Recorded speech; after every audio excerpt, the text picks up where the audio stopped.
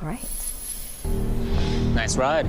It's the real deal. 100% electric. It's the real deal. Yeah.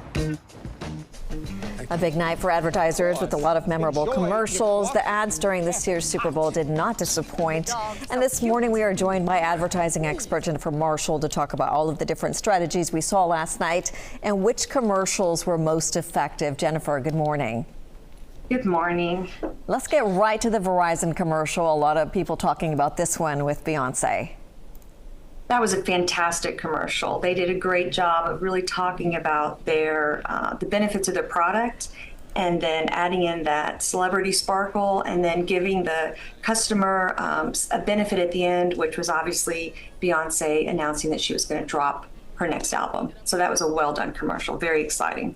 Everyone was so excited to see her and to hear her new music. And what about Dunkin'? We saw a lot of star power there. So that was my favorite personally. I thought that was a great commercial. There's so much now of brands using real friendships and real relationships with social media. It makes you almost feel like you're a part of it. And Dunkin' has done a great job incorporating kind of real life into their product. And I understand that there's going to be a drink actually named after them. And I'm sure that Dunkin' will do a great job of taking that commercial and making it launch a campaign or launch a product line. So that was my personal favorite. I thought it was great. It was great, yes. And then we saw the former governor of California, Arnold Schwarzenegger, with that State Farm ad. What did you think about that one? You know, that was another great example of kind of blending, a real life into past products, or, they brought in elements of his movie. They talked about, his accent. It was, obviously he could not pronounce neighbor. They did a great job bringing in Patrick Mahomes as part of that commercial. So, and for those that didn't get it, when he said labor instead of, incorrectly, like he was saying neighbor incorrectly, it kind of explained that one. I think it'll be interesting to see where they go from here with it. Absolutely. Now, probably a lot of young people just now learning his name. Maybe they didn't see his movies from the past. Exactly. I agree with that. And what about Budweiser bringing the Clydesdales back for an old school commercial? That commercial did not rate as high in a lot of the polls and some of the things that you're seeing right now. But I think that, for Budweiser, kind of going back to that legacy brand of theirs after the year that it's had was probably very purposeful.